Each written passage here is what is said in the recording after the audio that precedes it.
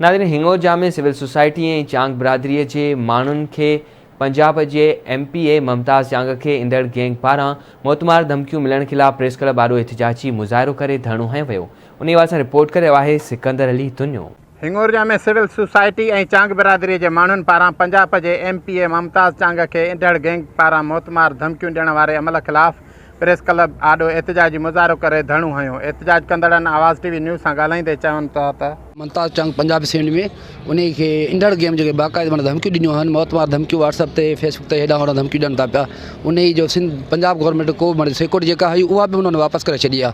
त सिंध गवर्नमेंट खे शाबाश आहे जंहिं उनखे सिक्योरिटी ॾिनी आहे ऐं उन तफ़स असां पंहिंजो पाण कंदासीं। MPA पंजाब में सरदार मुमताज़ चांग आहे, उनखे ईंदड़ बिरादरीनि जेके धमकियूं ॾिनियूं आहिनि उन ख़िलाफ़ असां पुरअमन एहतिजाज ऐं रैली कढी आहे। पंजाब हुकूमत खां इहो मुतालबो कंदासीं त असांजे सरदार मुमताज़ खे माना तहफ़ुज़ फराहम कयो वञे, न त ॿी सूरत में असां सॼे पाकिस्तान में माना पुरअमन एहतिजाज ऐं रैलियूं कढंदासीं। MPA मुमताज़ चांग साहब के धमकी मिली आहिनि ईंदड़ बिरादरी जी तरफ़ां, असां उन जे हिसाब सां एहतिजाज कयो आहे। इज़हार यकदी जे लाइ साईं सां गॾु आहियूं। जेका बि चांग बिरादरी आहे सॼे मुल्क में सॼे सिंध में असांजो सॼो वफ़द होॾे वञूं था साईं जे ॻोठ में इज़हार यकदी जे लाइ।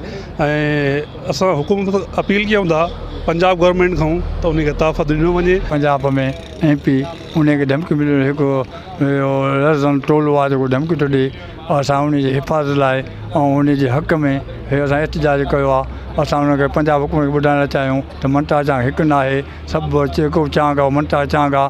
अॼु असां हितां जलूस जे सूरत में सादिकाबाद धरणो हणंदासीं ऐं पंजाब हुकूमत ॿुधाईंदासीं त असांजे MPA खे तव्हां तोहफ़ो छो न ॾियो, उनखे तोहफ़ो ॾिनो वञे, सिक्योरिटी ॾिनी वञे। मुमताज़ चांग जेको आहे असांजो पंजाब असेंबली जो MPA उनखे धमकियूं ॾिनियूं आहिनि ईंदड़ बिरादरी जा ॾोहारी माण्हू हुजनि उन्हनि, जेकॾहिं हो उन्हनि जे हक़ में ईंदड़ ई उते शहीद थिया आहिनि, उन 9 माण्हू मारिया आहिनि, धाड़ेल जानू नालो अथसि, उन्हनि खे धमकियूं ॾिनियूं आहिनि। असां उन जे बारे में जेको आहे एहतिजाज कयो आहे। एहतिजाज कंदड़नि पंजाब सरकार खां मुतालबो कयो त MPA मुमताज़ चांग खे धमकियूं ॾींदड़ ख़िलाफ़ कार्रवाई करे उनखे तहफ़ुज़ फराहम कयो वञे। कैमरा टीम सां गॾु सिकंदर अली दुनियो, आवाज़ TV न्यूज़ हिंगोर।